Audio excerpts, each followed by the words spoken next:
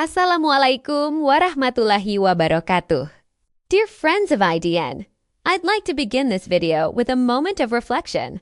We live in what could genuinely be called the golden age of digital Dawah. Never before in history has a D been able to reach millions of people with just a smartphone. Podcasts, Reels, YouTube, TikTok. Access to a global audience has never been this easy. And yet, 250 years ago, there was a prince from Tidore who was exiled to the southern tip of Africa. He was 68 years old when he arrived in Cape Town. He had no internet, no camera, no team. The colonial authorities even confiscated his books. His name was Tuan Guru Abdullah bin Qadi Abdussalam. And in this video, I'm going to unpack 10 powerful Dawah lessons from his life. Lessons that might just transform the way you think about modern Dawah. Bismillahirrahmanirrahim. Let's begin. The first lesson. Dawah demands a deep foundation of knowledge. Tuan Guru was no Islamic motivational speaker. He was a Qadi, a religious judge of a royal court. He was a Hafiz of the Quran. He had mastered Shafi jurisprudence and Ash'ari theology in extraordinary detail. When he was imprisoned on Robben Island without a single book, he produced a 613-page religious manuscript, entirely from memory. This wasn't just rote memorization. This was knowledge that had become part of who he was. When he was imprisoned on Robben Island without a single book, he produced a 613-page religious manuscript, entirely from memory. This wasn't just rote memorization. This was knowledge that had become part of who he was. The lesson for us. Before aspiring to be a D, become a serious student of knowledge first. Shallow Dawah content disappears within a month. Content rooted in deep knowledge endures for centuries. The Prophet said in a hadith narrated by Imam Muslim, "Whoever Allah wills good for, He grants them deep understanding of the religion." The foundation of Dawah is understanding, not virality. The second lesson. Age is not a barrier. In fact, it's often a prerequisite. Take a look at Tuan Guru's timeline. At age 68, he was captured by the VOC from 68 to 81. He was in prison, and that's where he wrote his Mushaf and his major manuscript 9. At 81, he was finally released and founded his madrasa. At 82, he established the Owl Mosque. And at 95, he passed away. Every major impact of his Dawah happened after the age of 68. So don't rush to begin. But also, never give up thinking you're too late. Allah's timeline is far broader than our own calculations. The third lesson. Limited resources are catalysts, not obstacles. The VOC confiscated all of Tuan Guru's religious materials, including his copy of the Quran. They assumed that without books, he wouldn't be able to teach. What happened instead? He wrote the Quran from memory. 5 complete copies. Using bamboo pens he carved himself and ink he crafted from whatever materials were available. The result? A handwritten mushaf that is now a national artifact of South Africa. Now think about this. If he had been given his original mushaf, that piece of history would never have existed. It was precisely his limitations that gave birth to a masterpiece that transcended time. The fourth lesson. Adapting your language isn't optional, it's essential. Tuan Guru didn't force his Cape Town students to learn Arabic or Malay. He used Malay as an initial lingua franca because it was the language best understood by the enslaved people from the Nusantara archipelago. Then the next generation gave rise to the Arabic Afrikaans tradition, writing the Afrikaans language using Arabic script. The content remained Islamic, but the medium was entirely local. And the result? The Afrikaans language itself, which is now one of South Africa's official national languages, had its earliest written foundations in Tuan Guru's madrasa. That's an impact that transcends religion entirely. The takeaway, doing Dawah in local languages, slang, or international languages isn't a betrayal of tradition. It's a classical practice. What matters is this: keep the substance Islamic, but make the vessel contextual. The fifth lesson. Authentic Dawah starts with the most vulnerable, not the most influential. If you were Tuan Guru arriving in Cape Town in 1793, who would you choose as your first audience? Strategically, the logical choice would be to reach out to wealthy merchants, Cape nobility, or sympathetic colonial officials. They had influence, wealth, and the power to protect you. Tuan Guru didn't choose them. He chose the bottom of society, the enslaved, the formerly enslaved, the free black population. People with no wealth, no influence, some still in chains. From that foundation, his community grew to comprise a third of the Cape Colony's population within 50 years.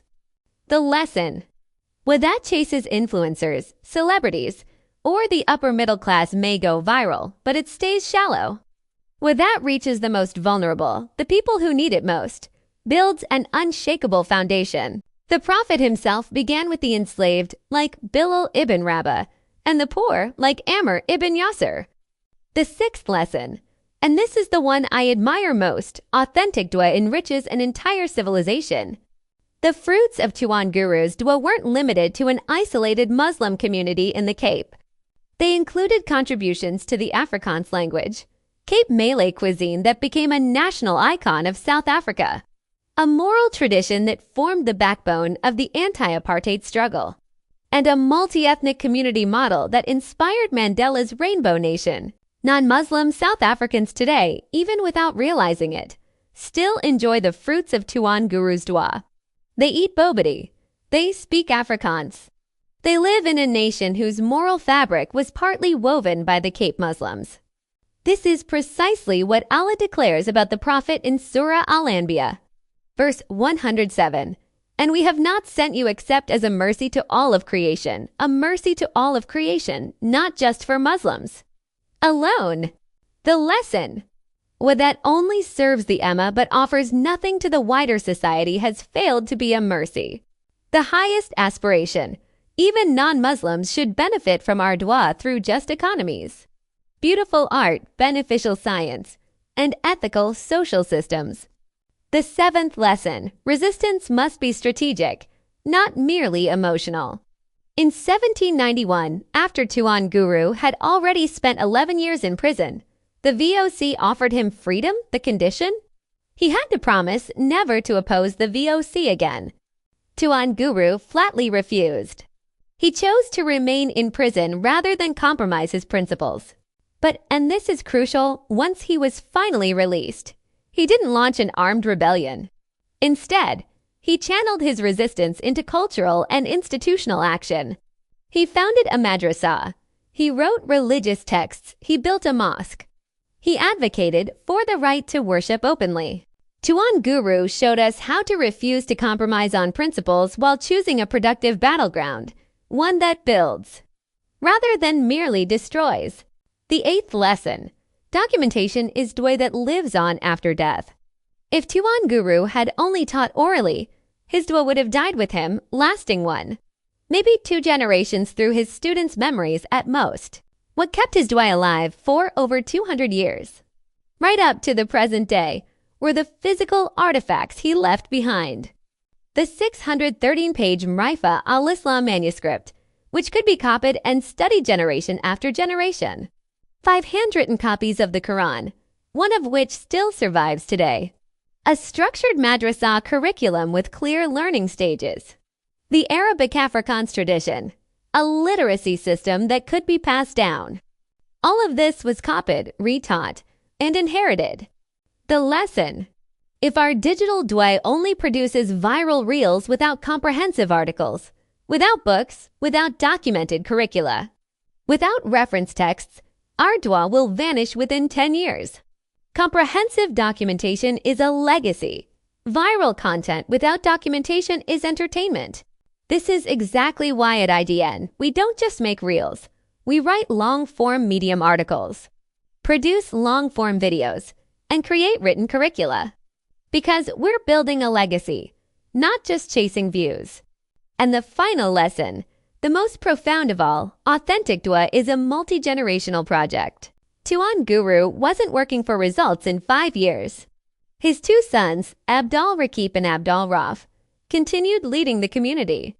The imamate of the Owl Mosque was passed down through the Corridon Van Salon family until 1980. That's 187 years of continuous leadership. His dua only reached the peak of its influence in the 20th century, when Imam Abdullah Heron stood against apartheid, when Nelson Mandela studied Islam on the very same Robben Island, and when Mandela himself visited the Owl Mosque after becoming president. That's 180 to 190 years FTR Tuan Guru's death. Patience, long-term vision, sustainability. The Prophet devoted 23 years to dua, and we're still reaping its fruits 1,400 years later. That's the proper scale. Dear friends of IDN, let me distill these 10 lessons into a single formula. Dua that bears fruit is a function of 5 variables: deep knowledge, institution building, contextual adaptation, a focus on the marginalized, and comprehensive documentation, all raised to the power of multigenerational patience. If any single variable is 0, the result is 0. If patience runs low, the outcome stalls. What's remarkable is that this formula applies in the digital age exactly as it did in the age of manuscripts. The medium changes. The essence remains the same.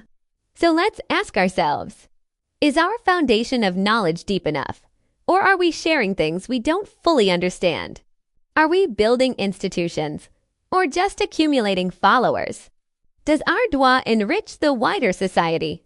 Are we documenting our dua properly?